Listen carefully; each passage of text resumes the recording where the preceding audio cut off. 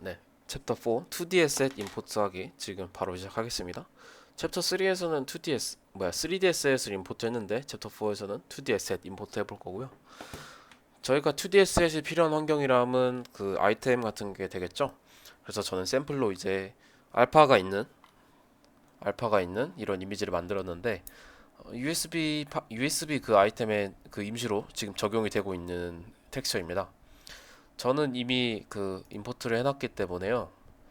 새로 임포트를 한다 가정을 하고 새로 임포트를 해보겠습니다.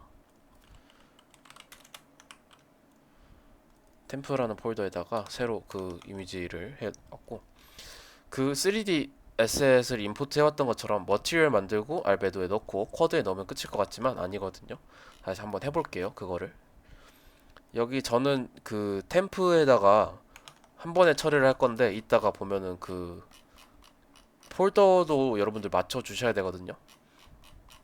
이따가 보는 게 아니라 이미 한 번 봤구나. 그 여기 이 폴더를 그 머티리얼스 폴더에 FBX 파일은 모델스 폴더에 프리팹은 프리팹 폴더에 이미지 그 텍스처는 이미지스 폴더에 넣어 주셔야 되지만 저는 지금 그 실제 프로젝트를 하는 게 아니기 때문에 편의를 위해서 여기에다가 다 때려 박아 볼게요. 다시 여기로 돌아와서 그 머티리얼 만들고 알베도 만들고 코드에 넣으면 끝일 것 같지만 아니라는 그 얘기로 다시 돌아올게요.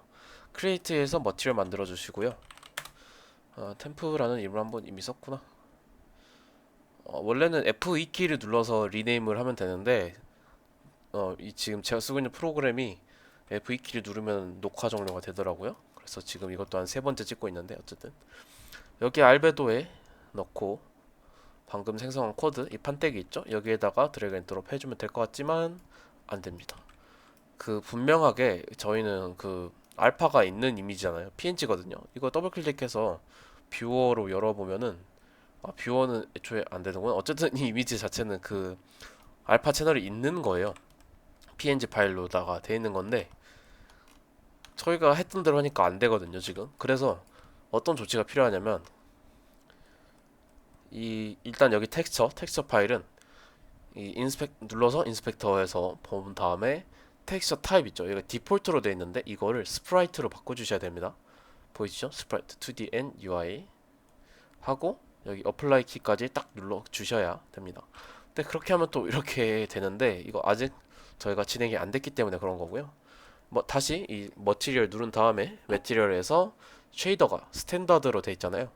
머티리얼 누르고 인스펙터로 와서 쉐이더를 어떤 걸 선택하시냐면 언릿이라는 게 있습니다. 언릿 가서 트랜스페런트 그리고 트랜스페런트 컷아웃 이거를 누르시면 정상적으로 이렇게 적용이 돼 있습니다. 템프 USB가 템프 USB가 아니죠. 그 텍스처 파일이 스프라이트가 아니었다면 그 이렇게 트랜스퍼런시 그러니까 알파가 제대로 살짝 먹기는 하는데 이렇게 보시면 약간 이렇게 노이즈가 끼거든요. 이렇게 아티팩트가 자꾸 생기는 거 보이실 거예요. 보세요. 여기 지금 계속 주황색 뭐가 뜨죠? 잘 보이시나요? 어쨌든 아티팩트가 생기거든요. 그래서 여긴 디폴트가 아니라 무조건 스프라이트로 지정을 해주셔서 이렇게 깔끔한 품질을 얻으셔야 됩니다. 네, 그래서 이렇게 된 거고 그 정상적으로 출력돼서 성공 다 한 거고 그리고 여기 쉐이더 이 뭐야 머티리얼에서 선택한 그 내장 쉐이더 있잖아요. 이게 어떤 거냐면 내장 쉐이더 같은 경우는 그 역할의 이름에 되게 정직하게 적혀 있고 저희가 이번에 선택한 이 쉐이더도 정직하게 이름이 쓰여 있는 편인데요. Unlit Transparent Cutout이라고 써 있잖아요. 그래서 Unlit 같은 경우는 조명 연산을 안 한다는 뜻입니다. 그 아이템에 그 여기다가 지금 조명 연산을 할 이유가 없잖아요. 여기서 조명 연산하면 스페큘러 생기고 스페큘러 같은 거 생기고 뭐 이렇게 조금 조명에 따라서 좀 바뀔 텐데 플레이어가 지금 손전등을 가지고 있는 컨셉으로 돼 있거든요. 보시면 이렇게 스팟라이트라고 하나요? 라이트가 되는데 이게 만약에 언릿이 아니었다면 계속 여기에 그 조명이 적용이 되면서 조금 어떤 재질의 느낌 그러니까 그런 게 좀 쓸데없이 현실적으로 리얼리스틱하게 됐을 텐데 그걸 원하지 않기 때문에 언릿을 누르고요. 트랜스페런트 알파를 가지게 해주고 여기 보면은 그냥 only transparent가 있고 transparent cut out이 있는데 cut out 같은 경우는 반투명이 존재하지 않는 거를 말합니다. 그러니까 이거를 알파 테스트라고 하는데 알파 테스트랑 그 반대되는 개념이 알파 블렌딩이거든요. 알파 블렌드. 알파 테스트 같은 경우는 그 알파가 있냐 없냐 그 두 개로만 판단을 해서 반투명한다는 개념이 존재를 안 합니다. 그래서 반투명한 거를 그 고려를 하지 않기 때문에 성능상의 이득이 있어요. 그래서 반투명 같은 거를 그리지 않을 거라면 이렇게 알파 테스트 즉 유니티에서는 컷아웃이라는 표현을 쓰는데 컷아웃도 애초에 맞는 말이기도 하고요. 그 다른 업계에서 쓰는 말이지만 어쨌든 컷아웃을 쓰면 되고 알파 블렌딩이라고 제가 말씀드렸죠. 그런 거는 이제 반투명이 필요한 경우에는 그냥 그 트랜스퍼런트를 쓰면 되는데 그 같은 경우는 조금 렌더링 과정에서 좀 고려해야 될 게 있습니다. 알파 소팅이라 해가지고 조금 고려할 게 있는데 어쨌든 저희 게임에서 그걸 고려할 건 아니니까 컷아웃이라는 게 반투명 존재하지 않는다는 의미라는 거 알아주시면 되겠습니다. 그리고 챕터 5 이제 네이밍 컨벤션 가장 중요한 건데요. 일단 메인 규칙으로는 스네이크 케이스를 사용할 겁니다. 스네이크 케이스라는 거 처음 들으시죠? 그래서 처음 듣는 게 정상이고요. 왜냐하면 스네이크 케이스 그 케이싱이라는 거 자체를 프로그래밍에서 보통 사용하는 용어라서요. 물론 프로그래밍에서만 쓰는 건 아니지만 주로 그렇게 그런 분야에서 쓰는 거라서 처음 들으셨을 텐데 그래서 그거에 대한 설명을 다 아래 적어놨어요. 파일명은 반드시 영문으로만 작성을 할 겁니다. 그리고 대문자는 쓰지 않습니다. 소문자만 사용을 할 거고요. 그 파일 이름에 스페이스바 눌러서 띄어쓰기 하시면 안 됩니다. 띄어쓰기 하고 싶으면 저기 언더바라고 보통 하는 언더스코어 적어 있죠? 그거를 사용을 해주시면 되고요. 파일 타입에 따라서 네이밍 컨벤션이 다 정해져 있어요. 그래서 이걸 준수해 주셔야 되고 여기에 혹시나 그 여기 보시면 3D 에셋, 2D 에셋, 머티리얼 이런 거 다 써져 있는데 이것에 명시가 안 돼 있는 타입 같은 경우는 뭐 있을지 모르겠지만 그런 게 있다면 팀장이랑 협의를 해 주셔야 됩니다. 3D 에셋 같은 경우는 물체 이름 .fbx 이렇게 정해 주시고 예를 들어서 뭐 책 선반이다 그러면 북실프 .fbx 뭐 자판기다 밴딩 머신 .fbx 이렇게 해주시고 띄어쓰기는 언더스코어로 처리가 돼 있죠. 3D 에셋의 텍스처 그러니까 매핑용 텍스처 같은 경우는 물체 이름 하고 여기 골뱅이 있죠. 그 공식 명칭이 심볼인데 심볼 하고 텍스처 한 다음에 PNG는 뭐 확장자명이니까 냅두고 예를 들어서 북셰프 골뱅이 텍스처.png 밴딩 머신 골뱅이 텍스처.png 이렇게 해주시면 됩니다.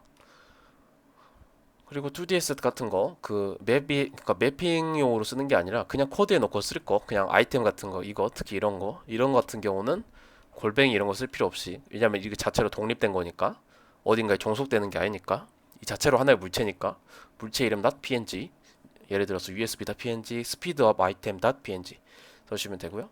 머티리얼 같은 경우는 물체 이름 골뱅이 material.mat 이거는 그 저희가 에디터상에서 하기 때문에 확장자명이 안 보일 텐데 머티리얼의 확장자명은 매트거든요. 그래서 여기까지 써드린 건데 그냥 이름 정할 때는 이렇게까지만 신경 쓰시면 됩니다. 단 매트는 알아서 붙여질 테니까. 그래서 북셰프 골뱅이 머티리얼 밴딩 머신 골뱅이 머티리얼 그러니까 북셰프에 들어갈 머티리얼이다 밴딩 머신에 들어갈 머티리얼이다 이 같은 경우는 북셰프에서 쓸 텍스처다 밴딩 머신에서 쓸 텍스처다라는 거 명시를 해준 거고요. 프리팹 같은 경우는 여기 저희가 어디죠? 오브젝트 프리팹에서 여기 하이어라키에서 끌어왔던 그 프리팹 있죠? 프리팹 같은 경우도 그 물체 이름만 써주시면 되는데요. 닷 프리팹은 에디터가 알아서 넣어줄 거니까 USB, 북쉘프 이런 식으로 그냥 물체 이름만 넣어주시면 됩니다. 그리고 언더스코어랑 골뱅이를 사용한 저희 팀의 방식이 애니메이션 파일 네이밍 컨벤션에서 따온 거거든요.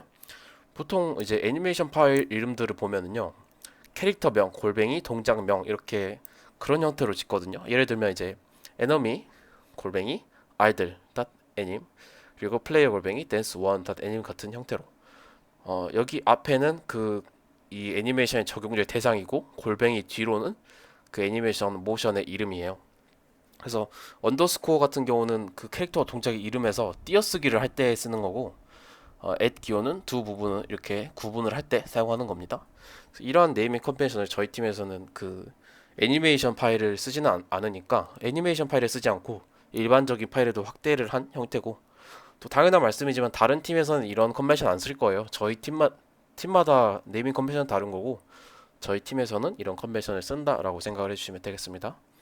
킷 사용 시 주의할 점 그냥 읽어보시면 되는데 가장 중요한 게 어딨냐? 엔진상에서 임포트를 하셔야 되거든요. 아 여기 있네요. 파일 임포트는 무조건 엔진상에서 해야 됩니다. 프로젝트 뷰가 아니라 탐색기에서 진행하면 파일 정보가 꼬입니다. 여기 보시면 그러니까 정확히 말하면 이게 만약에 템프 USB를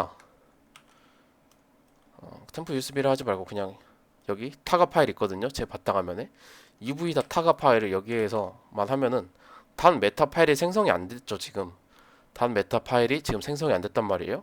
근데 이거 엔진 켜면은 닷 메타가 드디어 생성이 되는데 엔진 안 켠 상태로 여기에다가 넣어놓고 깃에다가 넣고 푸시를 해버리잖아요. 그러면은 이 메타 같은 게 메타는 그 하나의 그러니까 통일된 정보를 갖고 있어야 되는데 이렇게 이 상태로 푸시해버리면 팀원 A, B, C 컴퓨터로 이렇게 A, B, C가 풀을 해가겠죠? 그래서 각자의 컴퓨터에서 메타 파일이 생성이 된단 말이에요. 그러면 메타 파일이 서로 일치가 안 돼요.